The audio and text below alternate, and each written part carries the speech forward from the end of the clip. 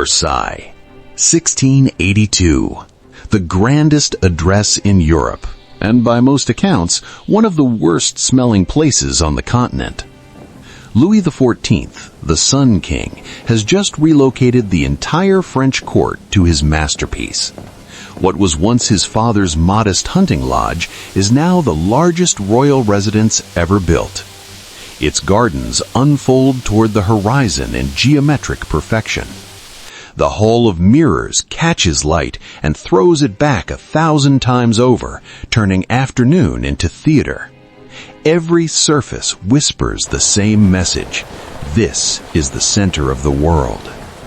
And inside this center, 10,000 people are about to start living on top of each other in conditions that would horrify a modern prison warden. Walk those gilded corridors. Take in the frescoed ceilings, the marble floors, the crystal chandeliers dripping with candlelight. Now, look down. Watch your step, because between the masterpieces, you may have to navigate around puddles of human urine. Beneath the powdered wigs, lice are thriving. The stench of waste hangs in rooms designed to impress ambassadors. Welcome to the side of Versailles that the oil paintings conveniently left out. Versailles was engineered to project absolute power. It was not engineered to accommodate 10,000 bladders. When Louis XIV packed the palace with nobles, courtiers, servants, guards, administrators, and their various entourages, he created the most glamorous, overcrowding crisis in European history. And how many proper toilets did this miracle of architecture include? Almost none. The first flush toilet would not arrive at Versailles until 1738, installed for Louis XV's personal use. Before that, the palace relied on chamber pots, portable commodes, and a handful of public latrines so woefully inadequate they might as well have been decorative. The royal family had private arrangements. A few high-ranking nobles secured commodes behind closet doors. But for the remaining thousands, options were slim and desperation was reliable. So people improvised, behind curtains, in stairwells, in alcoves meant for statuary, not sanitation. The gardens, which from a distance looked like the mathematical dreams of God, doubled as an open-air latrine. We know this because people wrote it down. Elizabeth Charlotte, the Princess Palatine, a sharp-tongued German princess married to the king's brother, left behind roughly 90,000 letters describing life at court in exquisite, horrified detail. She complained bitterly about nobles relieving themselves in hallways during formal ceremonies. The aristocratic letter-writer Madame de Sévigné was equally direct, noting that the court's air and smells were enough to turn one's stomach. Louis tried. He issued decrees. He imposed fines. He ordered the hallways scrubbed on a regular schedule. But telling 10,000 people to behave in a building with nowhere to go is a policy doomed to fail by lunchtime. Servants mopped the corridors each morning. By noon, the situation had reasserted itself. Versailles sparkled in gold above and festered beneath it. Now let us address the matter of bathing, or rather the conspicuous absence of it. Here is something that sounds made up, but is not. Historians believe Louis XIV took only 2 or 3 full baths in his entire life. This was not laziness, this was medicine. After the devastation of the Black Death centuries earlier, European physicians had concluded that hot water was essentially a delivery system for disease. Open pores, they reasoned, invited plague. The logic was backwards, but the conviction was absolute. And by 1682, the medical establishment still firmly discouraged frequent bathing. So how did people at court manage? Through a practice we might generously call dry hygiene. The key technology was linen. People believed that fresh linen undergarments drew impurities away from the skin the way a sponge draws water. Changing your shirt was, in the 17th century mind, basically the same as taking a bath. The wealthier you were, the more often you changed, several times a day if you could afford the laundry bill. Your cleanliness was measured not by whether you smelled of soap, but by the whiteness of your cuffs. Water rarely touched the body. Perfume, on the other hand, was applied with the enthusiasm of someone trying to put out a fire. Rose water, lavender water, scented oils, vinegar infused with herbs, alcohol rubbed directly onto the skin. Louis himself reportedly scrubbed his body daily with perfumed spirit, a man who would not sit in a bath but would marinate himself in fragrance. The court followed his lead. These were not indulgences, they were the front line of a losing war against 10,000 unwashed bodies sharing limited ventilation in heavy brocade. Full immersion bathing, when it happened at all, was perhaps a handful of times per year. Many courtiers managed even less. The cumulative result was a palace that smelled nothing like roses, despite the truly heroic quantities of rose water being deployed against the problem. And then the wigs, the towering, powdered, iconic wigs that we picture whenever someone says French aristocracy. Those were not born from vanity alone. They were born from politics and a receding hairline. Louis began losing his hair in his late teens, possibly accelerated by syphilis, the same disease quietly devastating half the courts of Europe. Hair loss in the 17th century carried a stigma. It signaled disease, weakness, a failure of virility. A king could not afford that. So Louis turned to wigs, and by the 1680s he employed around 40 wig makers to keep his image intact. When the king wears something, the court does not debate. It complies. Within a generation, massive wigs were mandatory equipment for anyone who wanted to be taken seriously at Versailles.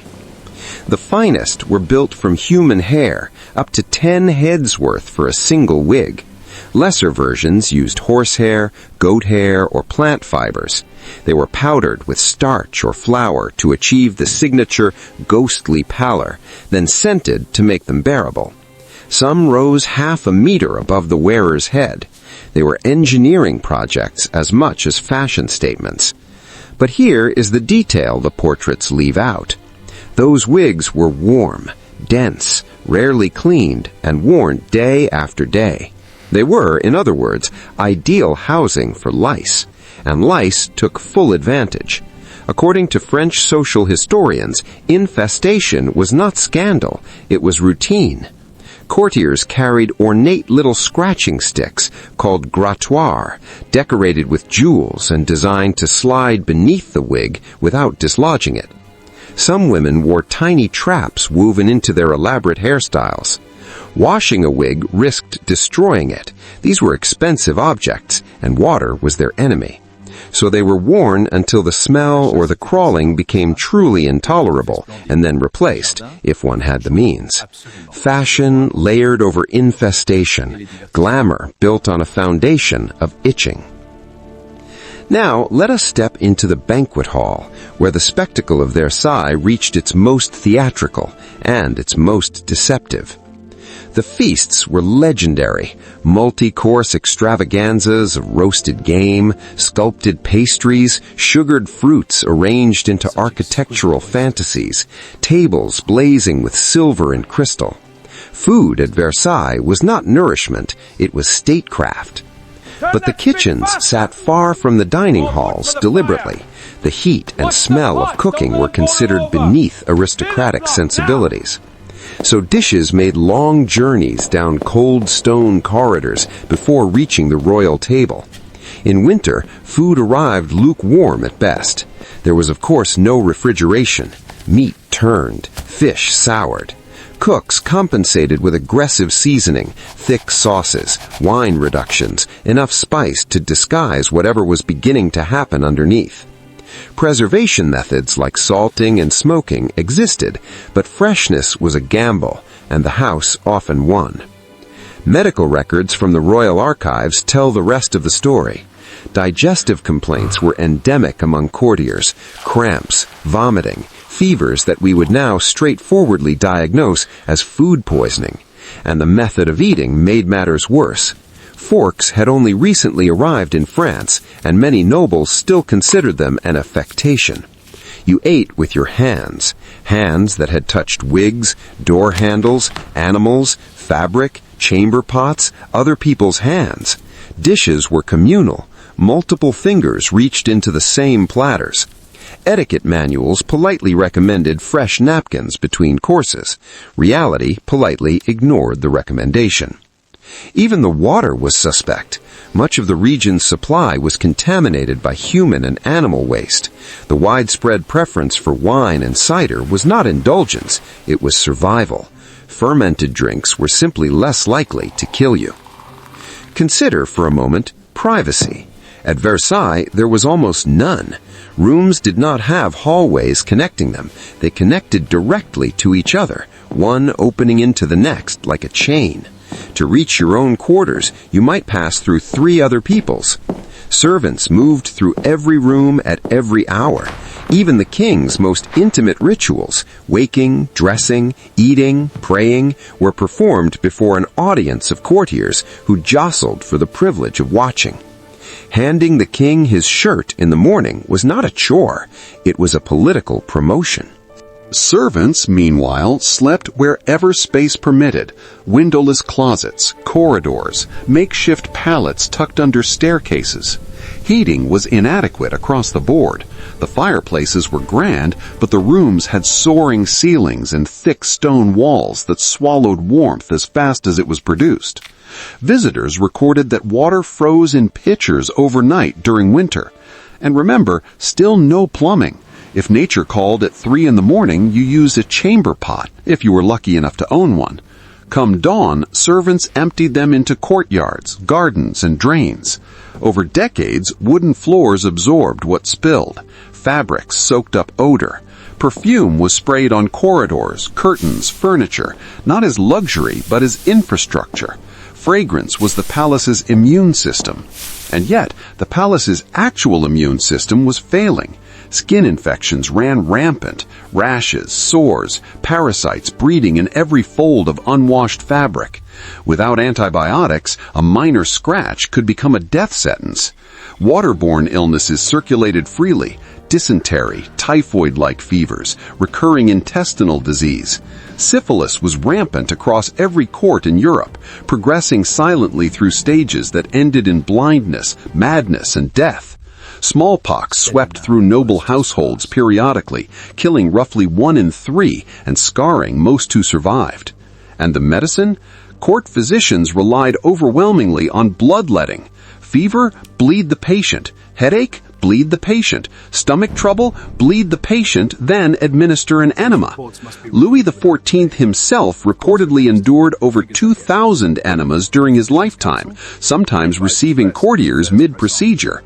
Purges were routine. Mercury was prescribed for syphilis, which merely added mercury poisoning to the list of afflictions. Even the wealthiest, with access to the finest doctors of their era, rarely cleared their 50s by modern reckoning. And yet, Versailles remained the undisputed center of European power and aspiration. Ambassadors from every court on the continent arrived, walked through those shimmering halls, marveled at the gardens, attended the ballets and the ceremonies, watched etiquette performed as though it were secret ritual. They saw a palace engineered to look like heaven on earth. They could not write home about the smell, or if they did, they kept it quiet. Here lies the paradox that makes Versailles more than just a history lesson. It was the most magnificent palace in Europe, and one of the most miserable places to actually inhabit. You could stroll through galleries painted by the finest artists alive, stepping carefully around waste. You could sit beneath crystal chandeliers at a glittering ceremony, discreetly scratching beneath your wig. You could feast from silver platters and spend the next day doubled over in bed.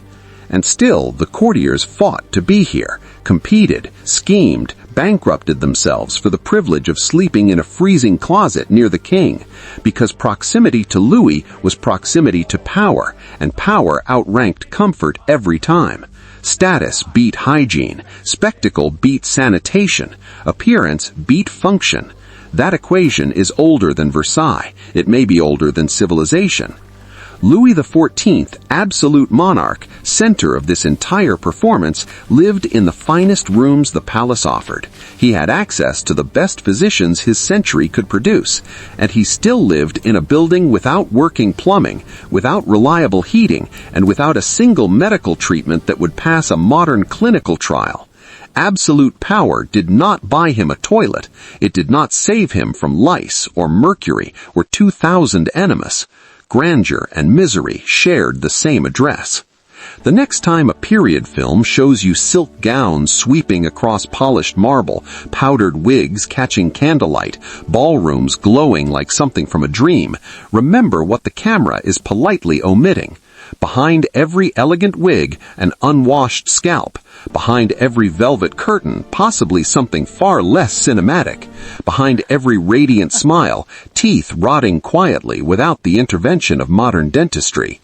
History is never as clean as nostalgia would prefer. Versailles was magnificent. Versailles was powerful. Versailles was profoundly, irredeemably unsanitary, and every bit of it was real. The sources for this account include the letters of Elizabeth Charlotte, the Princess Palatine, medical records from the royal household, academic research in early modern social history. The glamour is well documented, so is the stench. Thanks for watching. If this made you grateful for indoor plumbing, hit like and subscribe. Let me know in the comments what era should we dig into next. As always, we'll see you in the past.